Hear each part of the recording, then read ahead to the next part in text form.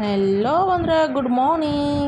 তো ক্ষিতীশ বন্দনা ব্লগে তোমাদের ওয়েলকাম, সুস্বাগত। সবাই কেমন আছো? আশা করি ভালো আছো, আমিও ভালো আছি। তো দেখো, আজকে সকাল সকাল চলে এসেছি তোমাদের কাছে ব্লগ নিয়ে। তো সকাল সকাল বলতে কী বলো তো, যথেষ্ট পরিমাণে বেলা হয়েছে। তো আমি উঠে তো যেটা বাসি কাজ করার, ঘর বাড়ি ঝাড় দেওয়া, মুছে নেওয়া, সেগুলো হয়ে গেছে। তো বাসনটা মাজতে হবে, সেটা বাকি ছিল, সেগুলো তো আর ভিডিও করিনি। তো বাসন মাজা থেকে শুরু করলাম আজকে ভিডিওটা। তো তোমরা দেখতে থাকো ভিডিওটা, আশা করি তোমাদের খুব ভালো লাগবে। আর ভিডিওটা স্কিপ করে দেখো না, তাহলে অনেক কিছু মিস করবে। তো চলো, আজকে ব্লগটা আমি এখান থেকে স্টার্ট করলাম। তো তোমরা যে যেখান থেকে দেখছো ভিডিওটা অবশ্যই লাইক করো, কমেন্ট করো। আর যারা নতুন বন্ধু আজকে প্রথম দেখছো, তারা অবশ্যই আমার চ্যানেলটাকে সাবস্ক্রাইব করো, করে আমার পাশে থাকো আর আমার এগিয়ে যেতে সাহায্য করো। তো বন্ধুরা, তোমরা কেমন আছো অবশ্যই কমেন্ট করে জানাবে। আর কিছু ভুল করে থাকলে, ভুল বলে থাকলে, ভুল করে দেখলে আমাকে অবশ্যই কমেন্ট করে জানাবে, ঠিক আছে? তো দেখো, আমার বাসন মাজা রেডি হয়ে গেছে, এখন আমরা বেরোবো। আমিও ভালো আছি। তো দেখো, আজকে আবার ব্লগ শুরু করলাম। আজকে সন্ধ্যা থেকে শুরু করলাম ব্লগটা। আজকে আমি যাচ্ছি এখন পার্লারে। কিছুদিন ধরে পার্লারে যাও করে যাওয়াই হয় না। গেছি, বাট ভিড়ও হয়, চলে আসতে হয়। আর আজকে আবার যাচ্ছি, কেননা শনি রবিবার সামনে দুদিন খেতে ছুটি আছে, বাট খালি পাবো না। ওই জন্য আজকে বেরিয়ে গেছে, চলো ভুরুটা ফিল করে আসি। অনেক দিন হয়ে গেছে ভুরু ফিল হয় না। কী অবস্থা দেখো। তো কৃতিশা আর আমি দুজনে রেডি হয়ে নিয়েছি। এই যে, হ্যাঁ, এই যে বাবু এই বেরোচ্ছে। এই যে বাবু ক্যামেরার সামনে আসতেই চায় না, জোর করে নিয়ে আসতে হয়। তো তারপর তোমার দেখতে থাকবো। দরজাটা খোলো, দরজাটা খোলো, আমি খুলতে পারছি না।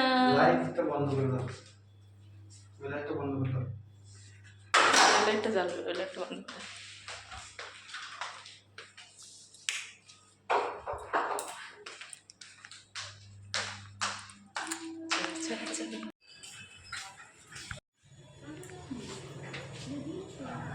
তো আমরা বেরিয়ে পড়েছি। আসলে কী বলো তো, ক্ষিতিশির হাতে একটা কী জানো, মানে আমাদের এত ফ্ল্যাটের ব্যাপার, ময়লার গাড়ি আসে সকালে করে, মানে তো ফ্ল্যাটে ময়লা নিয়ে নেয়। তো আমরা কী করি, ওই সময়টা ঘুম থেকে উঠি না, ওই জন্য বলেও রাখি না, বেলটা বাজানো বারণ করা আছে, বেল বাজানো যায়।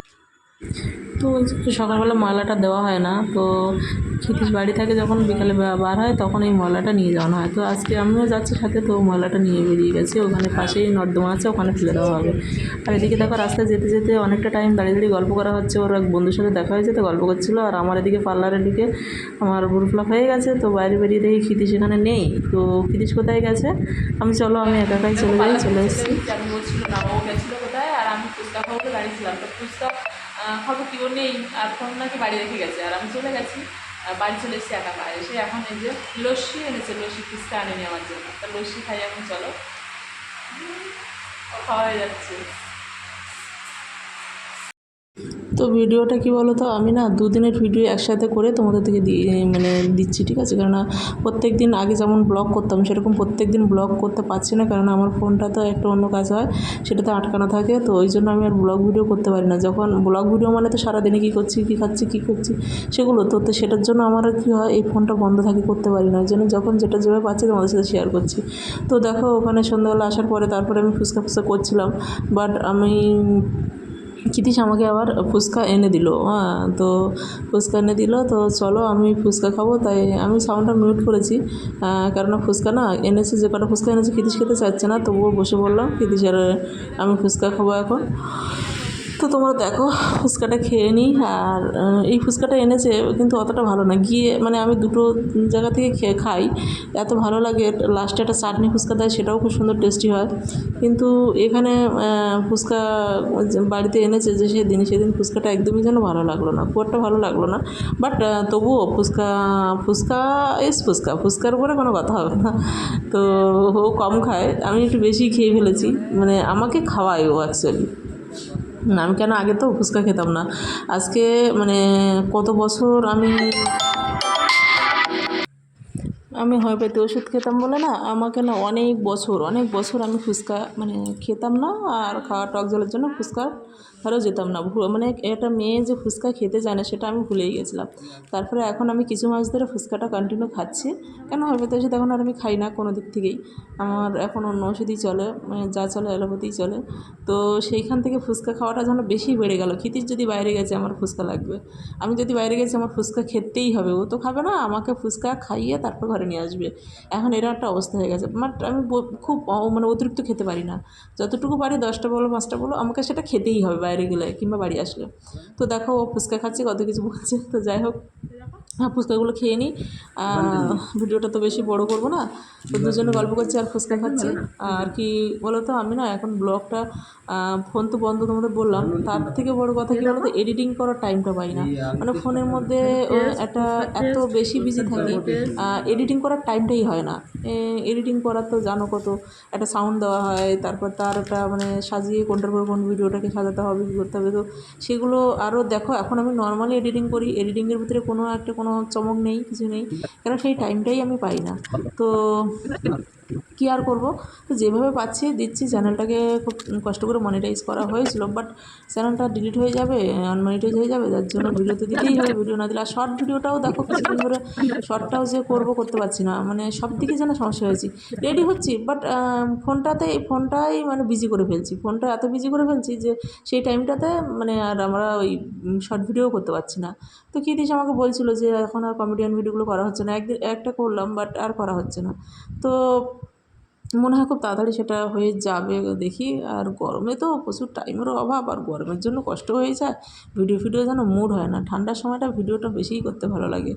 আর তোমরা ভিডিও তো দেখো না, দেখলেও লাইক করো না, কমেন্ট করো না, তো ভালো লাগে এনার্জি পাই। তোমরা ভিডিও দেখো বেশি বেশি করে, তবেই তো এনার্জি পাবো ভিডিও করতে, ভালো লাগবে বলো। হবে না হবে।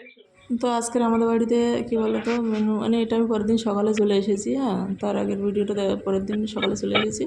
তো এখানে কি আমি না এসব করতে জানি না খুব সম্ভবত, মানে কী বলো তো তো খিদির থেকে এঁচড়টা কেটে নিয়েছি। আমার কিছু কিছু সবজি আছে যেগুলো সবজি না, মানে জিনিস আছে সেগুলো আমি কাটি না, কাটতে পারি না খুব একটা ভালোভাবে। তো সেগুলো আমি খিদিসের কাছ থেকেই করে নিই। নিয়ে আজকের এঁচড়টা আমি একটু খুব মশলাপাতির কম দিয়েই খুব মানে সুন্দর করে এঁচড়টা আমি রান্না করছি। তো খিদিস বললো যে আজকে এঁচড়ের রেসিপিটা শেয়ার করো। তো পুরোটা হোক তোমাদের সাথে আমি শেয়ার করতে পারলাম না, বাট দেখো তোমরা দেখলে বুঝতে পারবে আমি কীভাবে মানে এঁচড়ের রান্নাটা করেছি, চিংড়ি এঁচড়টা কীভাবে করেছি সেটা তোমরা দেখলেও বুঝতে পারবে। তো আমি কিছু বলবো না, তোমরা নিশ্চয়ই বুঝতে পারছো আমি কীভাবে রান্না করছি। আমি তো আগে এটা ভেজে রেখেছিলাম কিন্তু, ঠিক আছে। তো রান্নাটা কমপ্লিট করে নিই, তারপর তোমাদের সাথে এসে কথা বলছি, তোমরা দেখতে থাকো।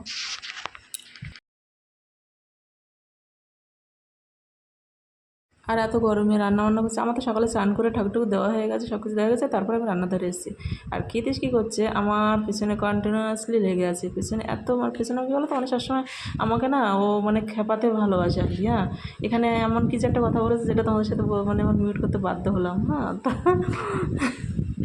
এত ফাজিল সবসময় ফাজলামি করে, মানে রাগটা বেশি করে আর ফাজলামি করে। আগে এত ফাজলামি করতো, এখন কিছুদিন ধরে আমি টাইম মেনটেনেন্স করতে পারছি না, এত অসুবিধার মধ্যে আছি। ওর অনেক কিছু অসুবিধাও হয়ে যাচ্ছে, তার জন্য আমার সাথে ও রাগটা বেশিই করে। হ্যাঁ, আমি টাইম করে উঠতে পারছি না, ওকে টাইম দিতে পারছি না। তো যাই হোক, সেই জন্য খুব প্রচুর রাগারাগি করে।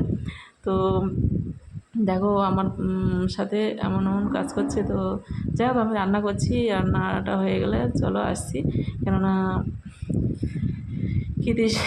খিদে পাচ্ছে, আমাকে বলছে আমার খিদে পাচ্ছে। তো আমি বলছি চলো, রান্না প্রায় হয়ে গেছে। আর দেখো কেমন মজা করছে, তোমাদের দেখতে ভালো লাগে না বলো? ও এত বাচ্চাদের মতন মজা করে, আমার তো খুব ভালো লাগে। বাড়িতে একদমই বাচ্চাদের মতন করেই মজা করে ও।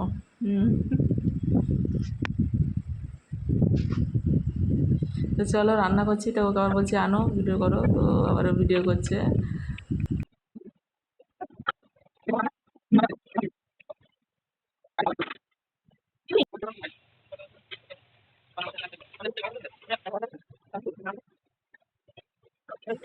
আর আজকে এঁচড়টা বেশি রান্না হয়ে যাচ্ছে, এই কারণে আমাদের এঁচড়টা এনেছে। তো তখন মানে পরের দিন কার্তিকে দেখি পুরো নরম হয়ে গেছে। এঁচড়টা এবার কাকে দেবে, এখানে আমরা থাকি গ্রামের মতো নয়, আশেপাশে কাউকে দিয়ে দেবো ফ্ল্যাটে, কাকে দেবো, কাকে খারাপ ভাববে না ভাববে। তো খেতে এসে বলছিলো একজনকে নিজে দোকানদারে দিয়ে আসবে। আমি তখন বললাম দিয়ে আসবে, তো বলবে না যে খেতে পাচ্ছে না তাই দিয়ে গেলো কাটা। তখন বলছে হ্যাঁ ঠিক, তো বলে আবার আমি যা কাজ করো, তুমি বেশিটা কেটে কেটে ফেলে দাও, দিয়ে বাদ বাকিটা দাও, আমি রান্না করে দিচ্ছি সুন্দর করে, খাওয়া হয়ে যাবে। থাকবে সকালে, বাট ছিল, বাট এটা নষ্ট হয়ে গেছে গরমের সময় তো। আমাদের এখানে ফ্রিজ নেই, বাড়িতে ফ্রিজ তোমরা সবাই জানো কম বেশি করে, যে বাড়িতে থেকে কিছু আনা হয়নি। আমরা বাড়ি দেখো, আমরা সারা জায়গায় ছুটি করে কি নিয়ে আসবো, বাড়ি থেকে যেন কিছুই আনিনি। যেভাবে ম্যানেজ করা যায় সেভাবে ম্যানেজ করেই আছি। তো দেখো আমার রান্নাটা হয়ে গেছে, গরম মশলা দিয়ে এটা নামিয়ে নেবো। আর ওদিকে আমের চাটনিও করে ফেলেছি। এদিকে বুবুর সাথে একটু বসে বসে গল্প করছিলাম। তো তাও তোমাদের একটু দেখিয়ে দিলাম যে রান্নার পরে আমি একটু বুবুর সাথে কথা বলতে আসলাম। ও তো খাওয়ানো হয়ে গেছে। তো এবার আমরা নিজেরা খাবো। ও খেতে স্নান করছে আর আমি এখানে এসে এর সাথে গল্প করছিলাম। তো আমি এবার ভাত দেবো ওকে। তো তারপরে আর ভিডিওটা আর করিনি, এখানেই ভিডিওটা আমি এন্ড করেছি। তো ভিডিওটা কেমন লাগলো অবশ্যই কমেন্ট লাইক করে জানাবে। আর নতুন বন্ধুরা অবশ্যই চ্যানেলটাকে সাবস্ক্রাইব করে আমার পাশে থাকো, আর পাশে থাকা বলতে দেখো অন করে এই দাও। যে তো চলো, এখানে দেখো আমি শাক ভাজা করেছি, চাটনি ম্যাডাম করেছি, বসে বসে মাছের বিলি রান্না করছে। করেছি। হ্যাঁ, আর কিছু ঠিক আছে, করিনি। আমরা খেতে বসে তো গেছি। ভিডিওটা আমি কিন্তু মাছ এখানেই শেষ দিয়ে করছি, আর কথা শাক বলবো না। ভাজা। তোমরা দেখে নাও ভিডিও। টাটা, বাই বাই, ভালো থাকবে। নেক্সট ভিডিওর জন্য এখানে আছে অপেক্ষা করো। ইঁচড় চিংড়ি, আর এখানে আছে চাটনি, আমের চাটনি, আর এখান থেকে একটা ফ্যান ছেড়ে দিলাম দিয়ে এই যে ম্যাডাম বসে আছে।